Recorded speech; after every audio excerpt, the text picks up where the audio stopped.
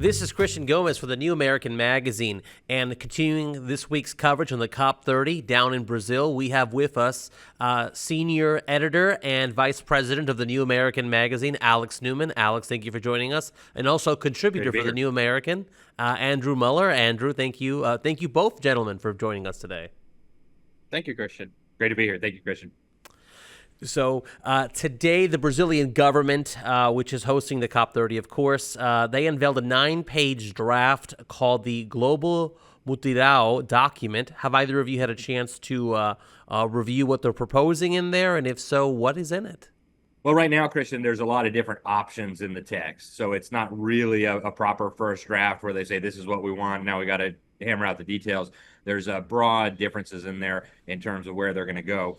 One of the big sticking points for the governments here, they're not nations, regardless of what the United Nations might want us to believe, is this idea of phasing out fossil fuels. So there's this big alleged controversy about whether we should create a roadmap to phase out fossil fuels, which of course will only apply to the Western world, or whether we should push that off into the future. And a little bit of background is in order. In 2023, the governments of the world, Joe Biden, of course, agreed on our behalf, on behalf of the United States, agreed to what they called a phase out of fossil fuels.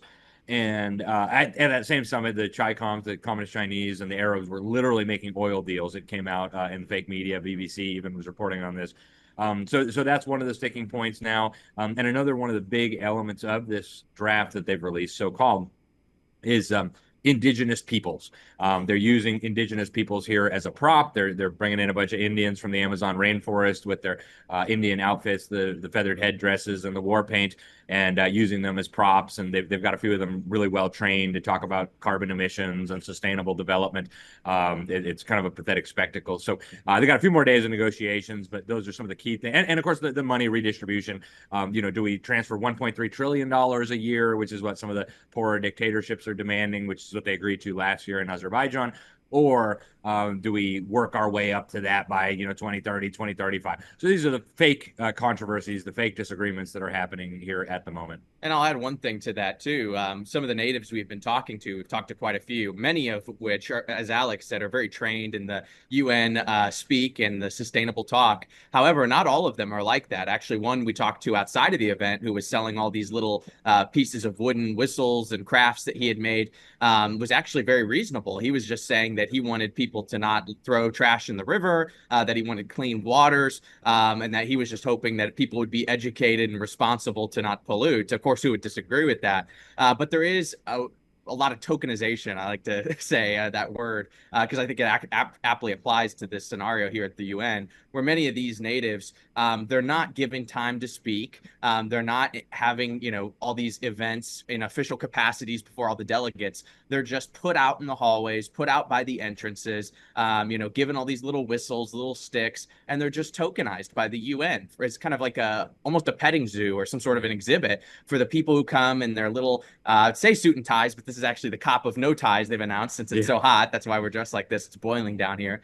But they're tokenizing these natives to end up sending a message. And final thought on that as well is that they're also instructing these natives to stage protests so that they can have their fake media tell the rest of the world that these natives are busting down the doors, literally, to force the delegates to be more radical. Just the other day, all the natives came out and they held sticks together to block the entrance so that the delegates would have to confront them.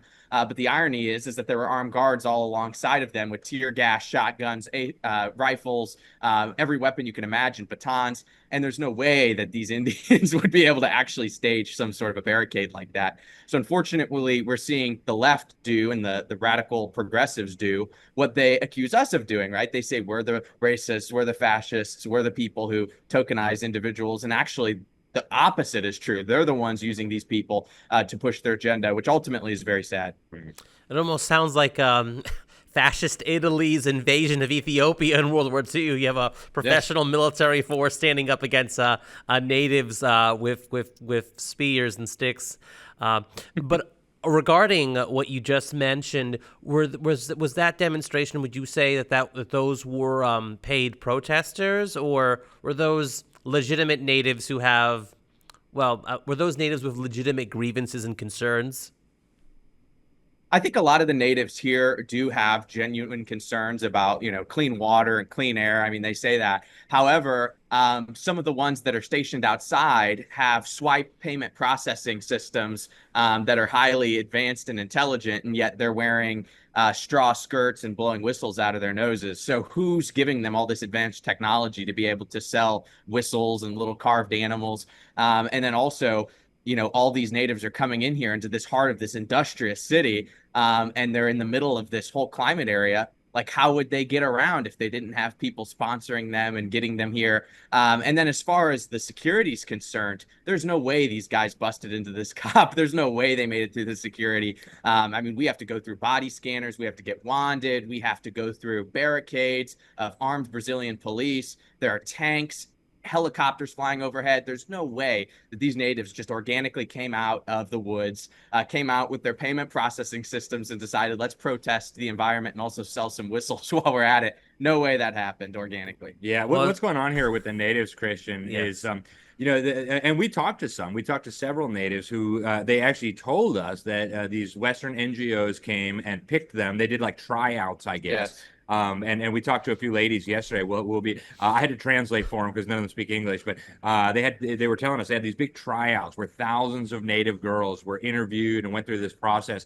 And they selected a small handful of them, and they took them for advanced training so that they would understand the feminist intersectional perspective on culture, biodiversity, climate change, things like this. And then they parade them around here. They've got publicists going around asking journalists, like, "Hey, could you please interview this native girl who's got the nice paint on and stuff?" And so these are basically stooges of the tax-funded Western NGOs that are here to demand this, climate regime, this international slave system masquerading as a climate solution.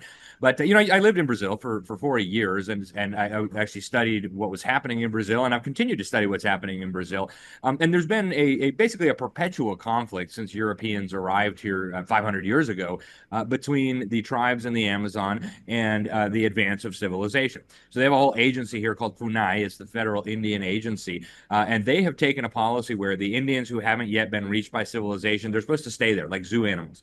They're not allowed to have missionaries come in and preach the gospel to them. They're not allowed to have people come in and share with them about electricity or modern medicine. They're just supposed to live in the jungle, run around naked and shoot monkeys with blow darts, as if they're like a zoo, right? And frankly, I find that very offensive. These are human beings made in the image of God. They deserve to hear the gospel.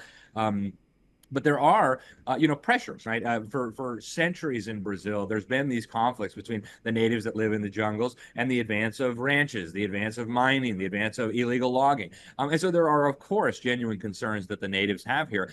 But I want to say this, and I want to say it really clearly. We've covered this in the New American I've covered it personally in the New American for well over a decade. The Indians are being exploited by the globalists to use as a battering ram against Western civilization. And I'll give you a few clear examples of that. In 2012, I did a cover story, I believe it was 2012, for the New American called Exploiting Indians to Seize Land. And what we showed was the UN has a declaration called the UN Declaration on the Rights of Indigenous Peoples, UNDRIP.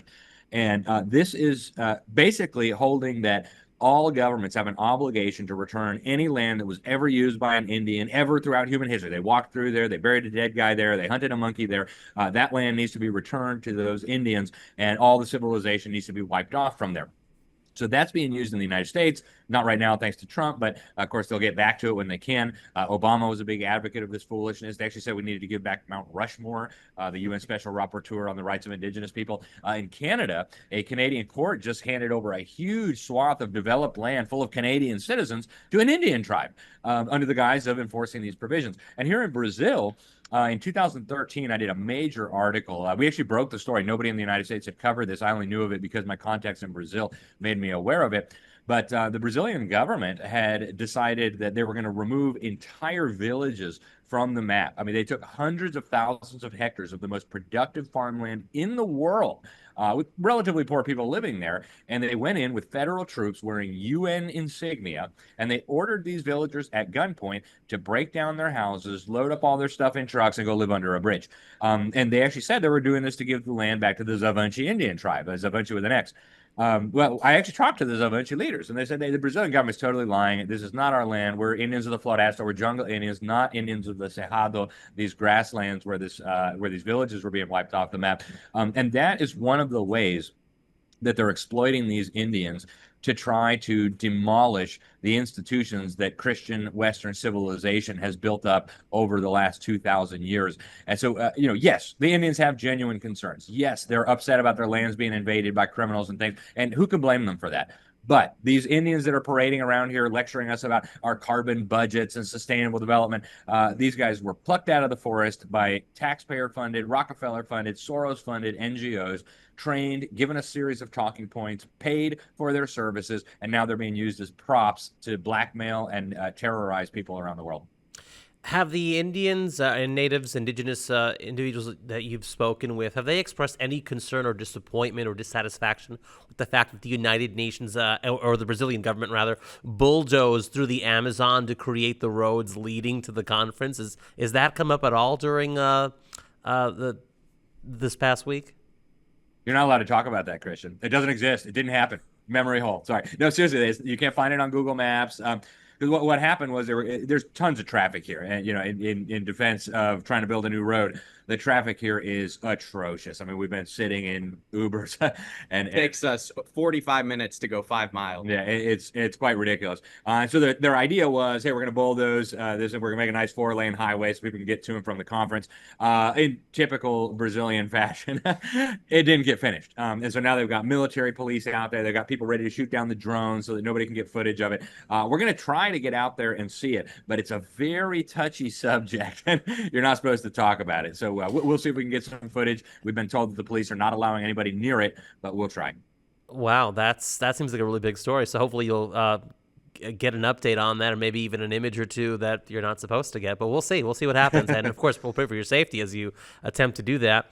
Yesterday, on Monday, Brazil's Vice President and Minister of Industry and Trade, Geraldo Alckmin, and Brazil's Environment Minister, Marina Silva, spoke to reporters yesterday. Were either of you there? If so, did they say anything noteworthy?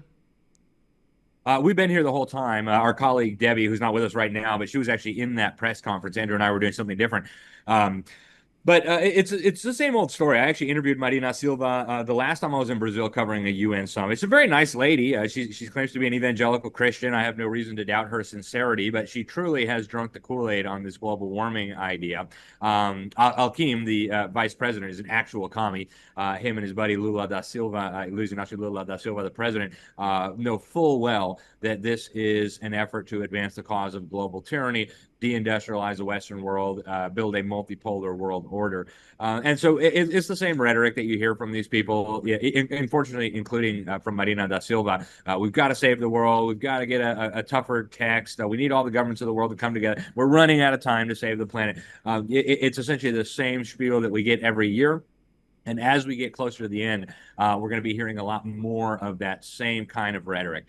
Now is the time. The climate, we've only got 10 more years, 5 more years, 15 more years. We're not going to be able to keep warming under 1.5 degrees centigrade, as if they have any idea what reducing CO2 emissions was going to do to the temperature. So that's the kind of stuff that you're hearing here from the highest levels of political leaders. But I think what was more important, Christian, is actually what Luiz Inácio Lula da Silva said. And I published an article about this yesterday or day before yesterday at the New American. He is actually calling for, he's very upset that all these governments made all these pledges under Paris and nobody's really obeying them. And so he says what we need is a global environment council that would have the authority not just to monitor compliance with these international instruments, but also to enforce compliance with these international instruments. So they're now starting to bare their teeth, and they're saying the UN needs to be able to impose its will on humanity. And if they get their global taxes through the International Maritime Organization, Trump managed to kick the can down the road, so they probably won't get that in the next 3.5 years. But if they manage to get that, trust me, an enforcement body will be the order of the day. And the fact that Lula, the communist, is talking about it openly now tells you that this is a very significant development, and it's much closer than Americans would like to think. Fascinating. Have any of you heard anything new about the potential presence of a U.S. delegation at the COP30? I know yesterday when you spoke to Bill Jasper, our colleague, you said that you try to get more information. So what's the latest on any U.S. officials that may or may not be there? Yeah, well, I actually think this is the biggest story at the COP so far, Christian, is just the lack of U.S. presence. They have delegation offices, which is a massive part of the COP infrastructure, just logistically. And you walk around, they have flags, signs for every single government that's here.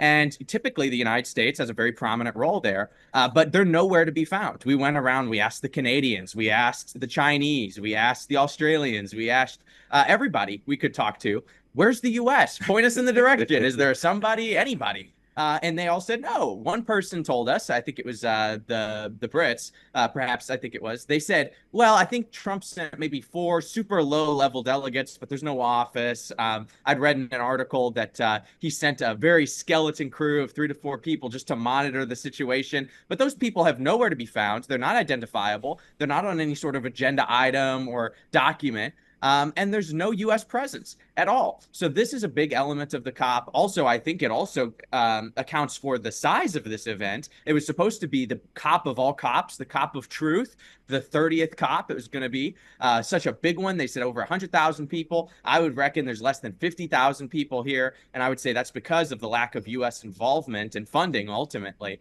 So nobody to be found. There is a booth, an NGO booth for U.S. climate action that has a whole bunch of mayors, state representatives, senators that have come to the COP to show that the U.S. is still involved, but there's no official delegation that we can tell. And there's 2 sides to that coin, because ultimately it is a big smack in the face for the climate alarmism agenda to have no U.S. presence, because we fund over 1/3 of all the UN's operations and headquarter them in our country.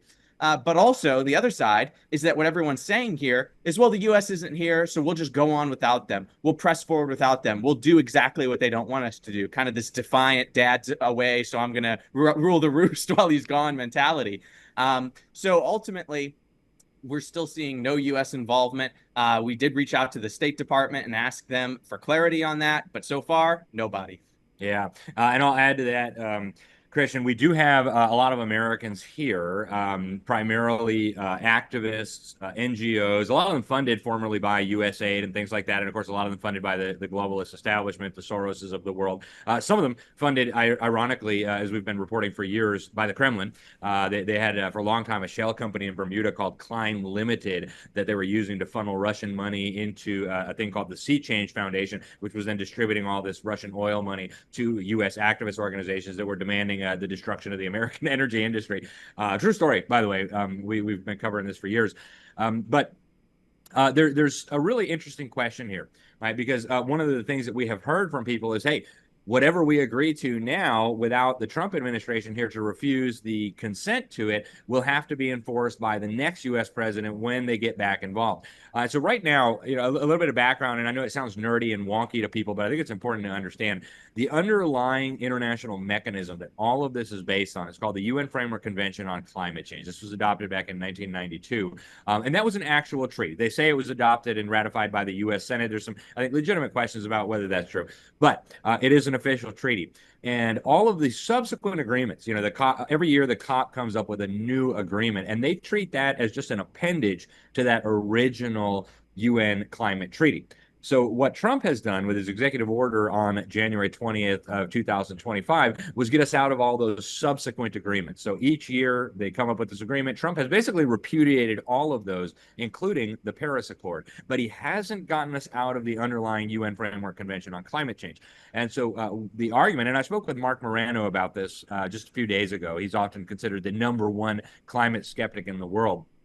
He said the best way for Trump to truly lay waste to this agenda is for the United States to exit the UN Framework Convention on Climate Change. I've actually spoken to sources high up in the EPA, including the architect of our withdrawal from the Paris Agreement during the first term, former EPA Chief of Staff, who said, yes, this is being discussed at a high level. Do we withdraw from the UN Framework Convention on Climate Change? Right now, we don't have any insights into whether that is going to happen or not, but that would truly be a devastating blow to this whole process. As long as we're still involved in it, president, there's always the possibility that the next president will simply repudiate everything Trump did by executive action and get us right back in. And then whatever nonsense they agree to here at this COP30 would be an additional part, at least under their interpretation of international law, would be an additional part of our obligations under this whole framework. Is that something that President Trump could do on his own, or would that require the consent and approval of the U.S. Senate or the rest of Congress?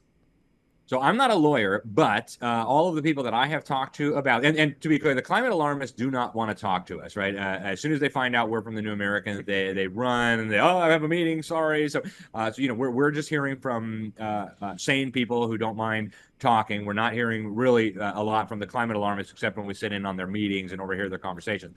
My understanding is that, yes, Trump has the authority and the ability to do that, very much like he's gotten us out of other UN agreements and instruments. I think that would really be something that would be litigated. And my guess is it would probably end up at the Supreme Court.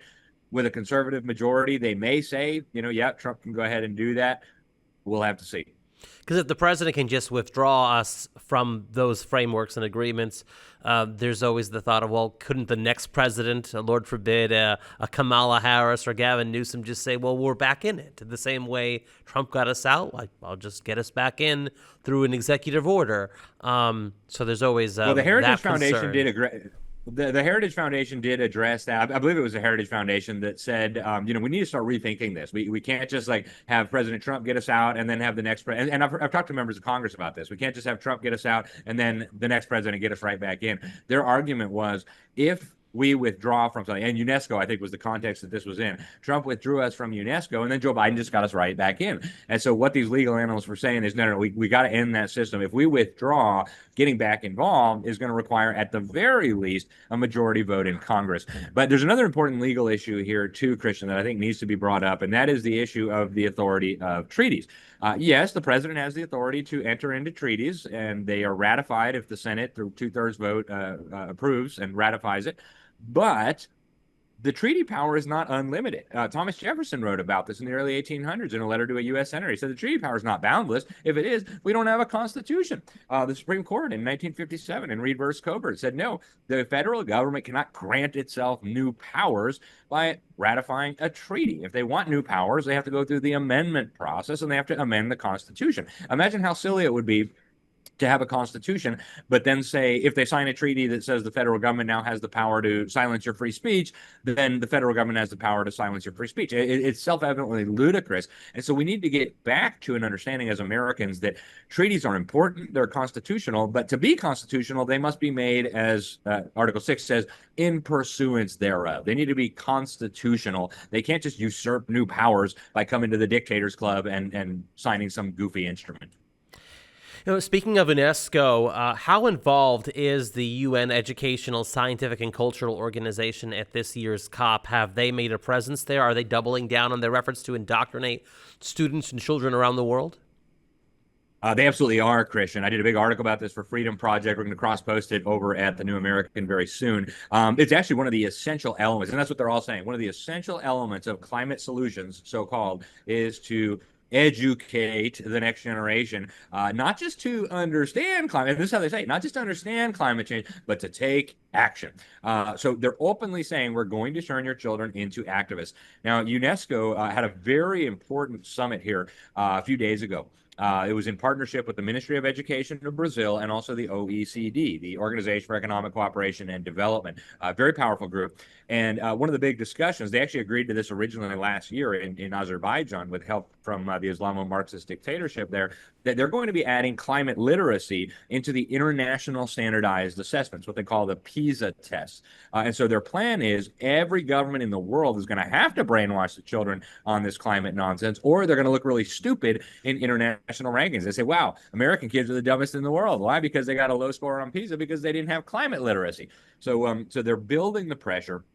If you just listen to what they said, and I'll be publishing another article about this very soon, if you just listen to what they're saying, brainwashing the next generation is widely understood to be the most, or one of the most essential elements of this entire process. And they all will tell you, if you listen, we will not succeed if this isn't a core part of education. So they've got a lot of special interest groups. UNESCO obviously is huge. We, of course, are withdrawing from UNESCO, but there are many others.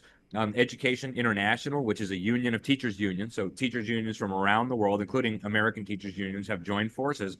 And they're openly saying, hey, we're glad to brainwash these kids with the climate nonsense. We just need more mandates. We just need more money. We just need more guidance from the public policy sector so that we can brainwash them more effectively. So that is a huge part of the summit here, Christian. And I'm glad you asked about it, because that often gets overlooked in the little bit of coverage that we see in the United States.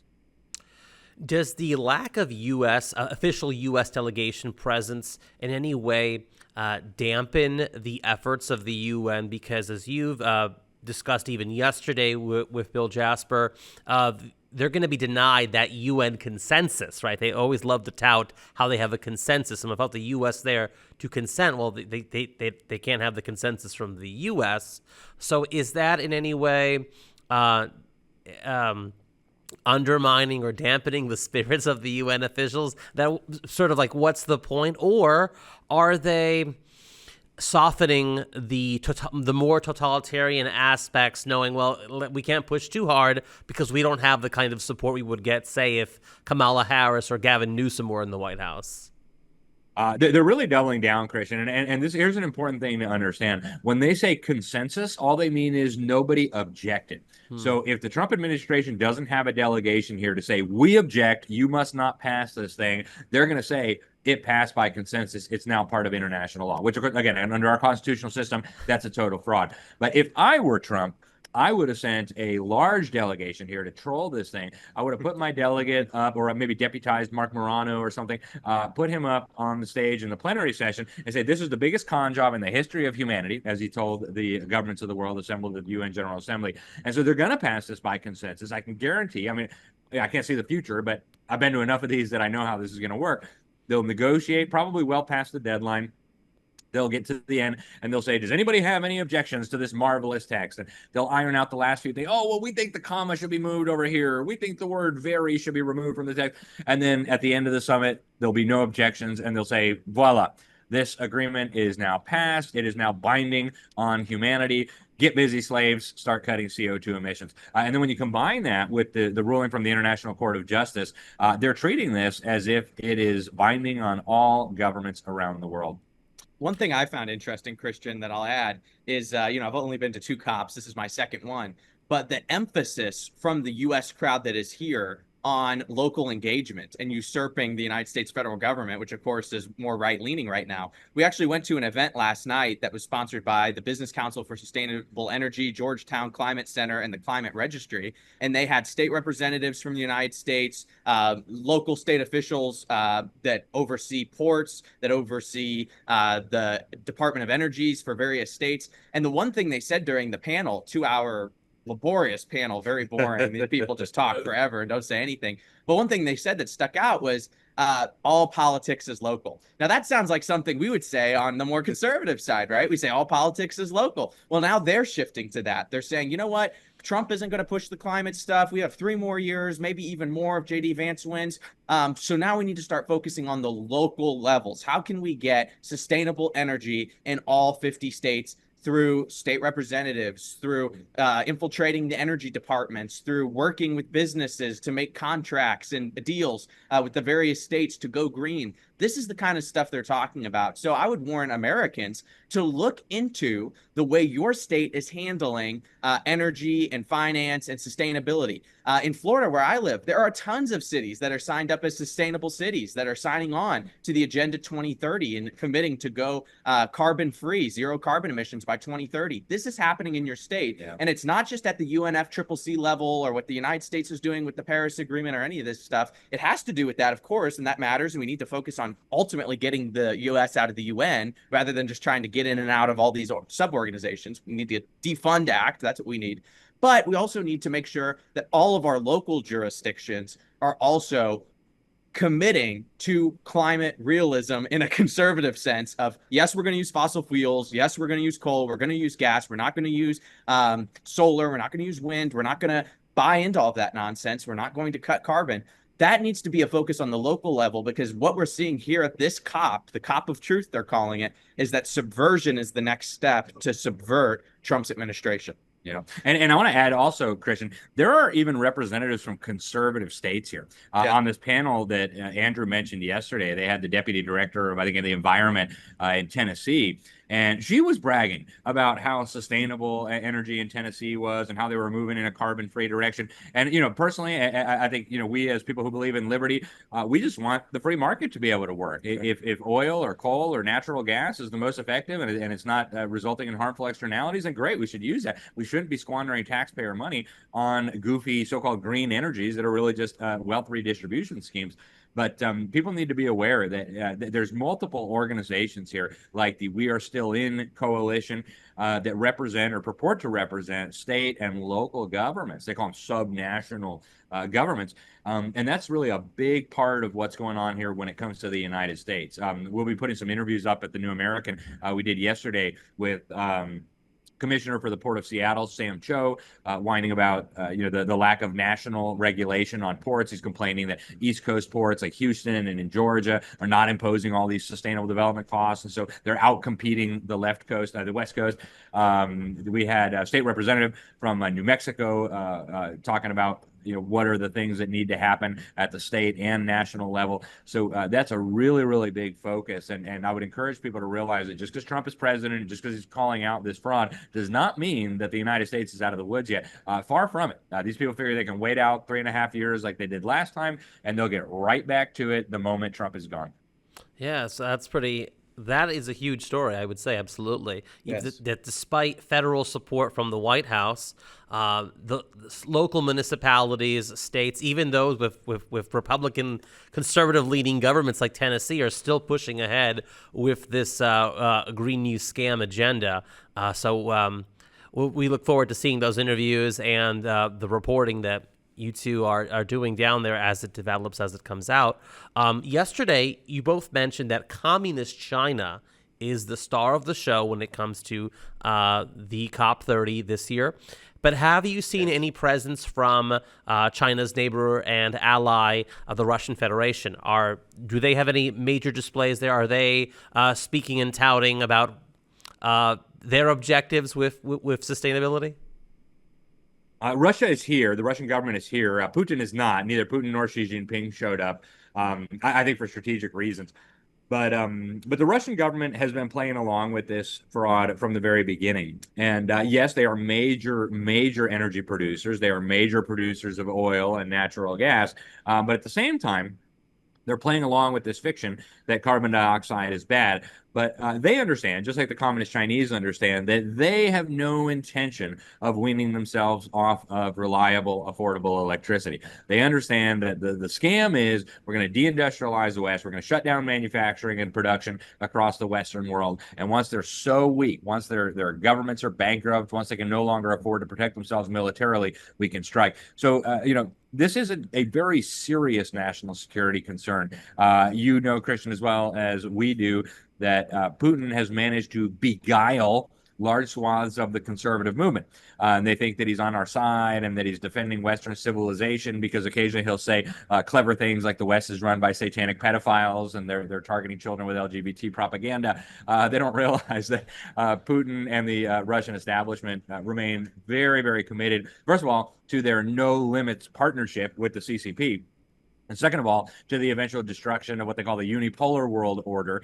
You can't have an America powerful, strong, free, based on biblical principles if you're going to have a global totalitarian system. So Putin's not here, but the Russians are well represented. The CCP is, yes, the star of the show, as Andrew put it. And that's becoming very common at these things. Yeah, and I'll recap just one thing about that, because Gavin Newsom, when he came down here, who also just made a big splash, come down here unconstitutionally signing all these treaties, saying Trump was an invasive species, he actually said the Chinese are filling in the void of the United States at this COP. And when he said that, I thought, oh, okay, so Gavin Newsom, who had Xi Jinping come to California and cleaned it up, he's just saying that to kind of be a scare tactic of if we're not involved, the Chinese will be. But when you walk into the entrance of this COP, Christian, and it's hard to imagine this if you're not here, but we took some B-roll and some footage of this so you guys will be able to see it. But there's one big entrance to the COP. And when you walk into the COP, you're immediately greeted with a very prominent CCP booth Now, you have to understand, all of these booths for all these various countries, they're in blocks down hallways. But the CCP, they have a booth that's at a corner with a big sign, COP30, CCP. They have their Chinese flags, big picture of the Great Wall of China, and all of these cute little Chinese boys and girls. They're standing out there handing panda bears to people, climate propaganda. They So are they're handing out little highlighting. figurines of Xi Jinping then? Right. I told Andrew we better not get any because they might have surveillance Little surveillance device in it. Yeah. But all that to say is that they are actually, Gavin Newsom, the one time he was right, they are trying to fill the void of the United States here and say that we're going to be, the new climate change, leaders. The funny thing about that is, of course, when you look into the statistics, it's actually the CCP that is the #1 emitter of carbon dioxide. And they also make like tons of coal-fired power plants every single week. So the hypocrisy is insane, but the CCP is in big force here at COP30. I imagine that would be Gavin Newsom's one of his talking points in 2028, assuming he does run, which it does look that way. That if we were to withdraw from the UN or these various UN agreements and COP conferences in the future, that we would be handing the world over to communist China and a Chinese world order. So I guess we could get ready for that kind of propaganda from Gavin Newsom. But to have such a prominent booth as you described, Andrew, it just certainly highlights that China is a major sponsor. The CCP, the Communist Chinese government, is a major sponsor of this conference then. But they're just worried about the climate. I mean, they just want what's best for humanity, right? I mean, anybody who believes that knows nothing about communist China, right? This is a mass murdering dictatorship that is obsessed with eliminating human freedom, that is obsessed with micromanaging the lives of their people. We've seen their leaked military manuals. We know they're waging unrestricted warfare on the United States, and we know that they don't give a hoot about carbon emissions or any of that. These are means to an end. And they are using this issue as a weapon against the Western world. That's all that it is. And if they were truly concerned about CO2, they would be doing things very, very differently than they are. So this is a national security threat. And I think Trump needs to do more to talk about that, because as long as we look at it as just a funny hoax to steal our money, it doesn't seem as much of a crisis. It doesn't rise to the level where it really needs to be dealt with in a significant way. So I think we need to really start talking about this climate fraud as a threat to our national security, not just a funny little fraud by corruptocrats trying to steal our money. Speaking of President Trump, on Monday, the United Nations Security Council in New York unanimously voted 13-0, with China and Russia abstaining, in favor of Resolution 2803, which establishes a board of peace, which will be chaired by President Trump, as a, quote, as a transitional administration in Gaza that will coordinate reconstruction efforts, and it authorizes a temporary International Stabilization Force, the ISF, in Gaza to deploy under unified command acceptable to the Board of Peace.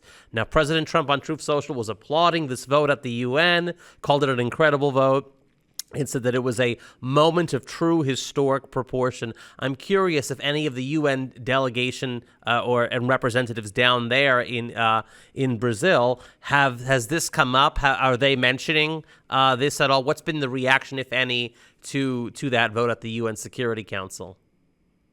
I would say the second most popular issue here after Save the Climate Change, it would be the Free Palestine. Everywhere you go, it's Free Palestine, Libre Palestina, Free Palestine, Israel is bad, Jews are bad. If you go over to the Green Zone, our friend Sheila Gunn-Reid was over there yesterday. They had this big exhibit about how terrible Israel was for knocking out Iran's peaceful nuclear facilities, and now that's going to result supposedly in more carbon dioxide emissions. So the Palestine thing is very, very significant concern for the UN.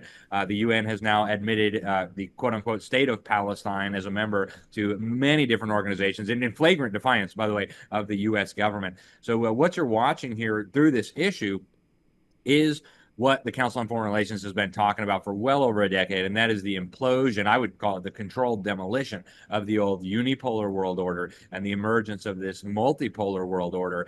And interestingly, the South African regime, we actually stopped and visited them yesterday. They had no comment for us, of course. But the South African regime is using this as propaganda as well. They just had a plane full of Palestine refugees show up in South Africa, and it was big headlines in South Africa and around the world about these poor Arabs being forced to flee because of the evil U.S. and the evil allies, Israel, and how wonderful and kind South Africa is, the communist regime is in South Africa, for prosecuting Bibi Netanyahu at the International Criminal Kangaroo Court. So this is a really, really big issue. As far as Trump's new, little peace force in Gaza, we haven't heard much about that yet here. People are mostly focused just on the climate issue. And, the negotiators, the governments that are represented here, they sent their climate dignitaries here. The people working on other geopolitical issues are in other places. But the Palestine thing, hugely significant here at this COP, as it is every year, and it's getting more and more prominent. My last question for you is this: at the COP27 that you attended at Sharm el Sheikh in Egypt, you spoke with the Interfaith Center for Sustainable Development Chief Rabbi Yonatan Nerel, and other ecumenical religious leaders when they unveiled at the supposed Mount Sinai site an addendum, as they call it, to the Ten Commandments and the so-called Third Covenant. I'm curious, has there been any noticeable religious or spiritual component attaching itself to this year's COP? Is that group down there, or other religious groups that are trying to converge in a one world religion? There are, Christian. And for me, that's really one of the big takeaways from this whole climate process. And it's, I think, one of the least noticed by people around the world. The Pope just yesterday released a big message about the efforts to save the planet and save Mother Earth. And he said, this is about hope and this is about prophecy. And the Paris Agreement is nice because we put ideas down, but now that needs to be followed by action. So Pope Leo is really continuing in the tradition of Pope Francis in terms of trying to use this climate change issue, if you will, as the catalyst to unify religious groups and religious traditions from around the world. And you see that here very clearly. You see this convergence between pagan spirituality, the pantheism, and also the major different world religions, again, led by the Pope, but also followed with, some Protestants, some evangelicals. The Church of England is a major part of this. A lot of major Islamic groups and Jewish groups and Hindu groups all coming together. And they've had a lot of events here. We haven't had an opportunity to attend a lot of them yet, but we've seen a lot of what's going on. And that is going to become an increasingly prominent part of this whole process. Because, and we actually spoke with an Indian yesterday, one of the carefully coached Indians who was here, and that was one of his big messages. He said, Mother Earth, the spirit of Mother Earth, is defending herself, and Father Sky is going to Father Sky and Mother Earth are going to destroy humanity unless people of faith and goodwill from around the world come together and realize we have to stop destroying our mother. In other words, the Earth. So that is a huge part of this. Last year, Andrew and I ran into the head of the UN Environment Program, resigned recently, Eric Solheim, a Norwegian. He got in a big scandal for flying around the world first class, living it up at 5-star hotels, which is unusual for a Norwegian. Sounds like a large carbon footprint. Massive carbon footprint, right? But he was the one who launched the UN's Faith for Earth initiative. And the goal of that, if you go to their website, is to bring all the religions of the world together for the implementation of the UN 2030 agenda, the Sustainable Development Goals, and the saving of the climate change. And so I asked him, and people can go see that video. It's on thenewamerican.com. It's on our Rumble channel. Why do Christians need to participate in this? Why do religious leaders need to get involved? And he had some very profound biblical insights, Christian. Turns out John was living on an island at the end of the Bible and saw a great vision of a flood. And you probably don't recognize that either because it's not in the Bible. Yeah. But he's the guy who says... I don't recall that in Revelation, there being a flood. I think the rainbow signifies the promise that the world won't be destroyed again by a flood. That's right. Although it's but you know what God did promise? He promised... By the pedophiles of the world, it means something else. That's right. But I mean, God did promise that this was all going to burn, right? And it's going to have nothing to do with your carbon footprint. The heavens and the earth will pass away, but my word will not pass away, saith the Lord. So, there's some very confused individuals here who think it's their religious obligation to save Mother Earth. I would recommend personally that, they open up their Bible and see what God really has to say. Absolutely. Well, do you two have any final words for today about what's going on down there, or what to expect today or later this week? Well, we're expecting to see a lot of climate alarmism. I think that this declaration they're going to put out at the end of this event is going to be one of the most radical we've ever seen as a result of the lack of U.S. attendance. But not to sound like a broken record, but sometimes you have to. The United States citizenry, all of you faithful new American listeners, after having come down here, seen what the UN is all about, what they're pushing, now is the time to get out of the United Nations. Getting out of UNESCO, UNFCCC, all this stuff, it's good, it's necessary, but the big kahuna, the big goal is getting out of the UN, because these people here, they have the mentality that Trump is just going to go away. Gavin Newsom said when he came down here, don't worry, guys, Trump's not a permanent fixture. That's the narrative that's being pushed. And this entitlement, this agenda that they have, they are playing the long game. They are willing to push out and look for 20 or 30 years down the line to be able to gain global control, because this isn't about the climate. Climate change is just something they have picked to push global government because it's something we all have in common. We all live on the earth.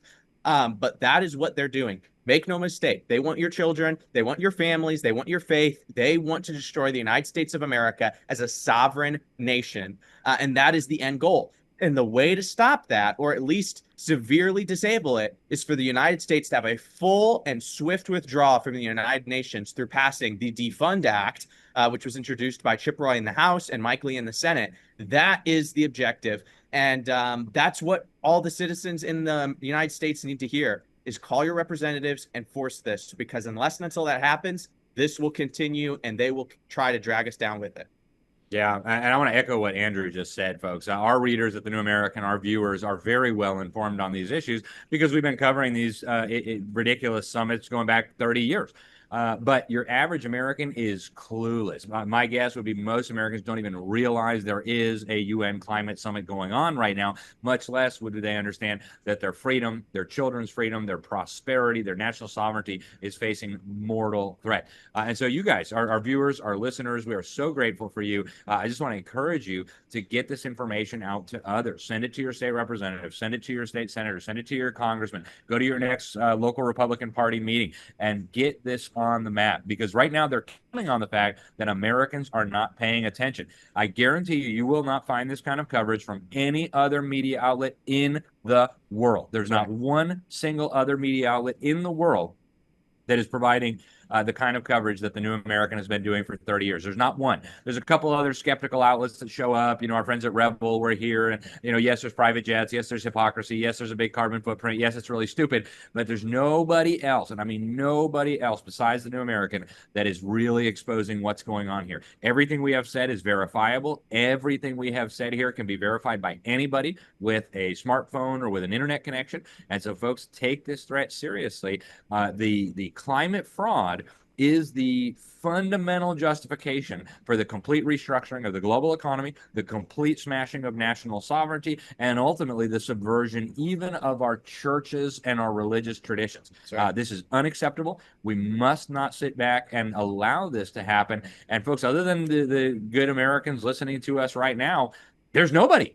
So you're it, okay? You're it. I can't emphasize that strong enough. You are the one that actually has to do something about this, or the tens of thousands of totalitarians and their useful idiots that are running around this place plotting on how they're going to steal your freedom are going to succeed. That's right. Well, thank you so much, Alex and Andrew. God bless you both. May the Lord give you both safety and protection as you're down there, and we'll find out if you find out some more about that road that the Brazilian government doesn't want people to know about. So thank you so much, gentlemen. Take care. Thanks, Christian. God bless you. Take care as well. And for more articles and videos such as this, visit us at thenewamerican.com. Also, be sure to subscribe to our various social media channels on YouTube and on Rumble. And also be sure to follow us on X and Facebook for more content. And on thenewamerican.com as well to find articles written by both Alex Newman and Andrew Muller about the COP30 conference. Thank you so much, and God bless you.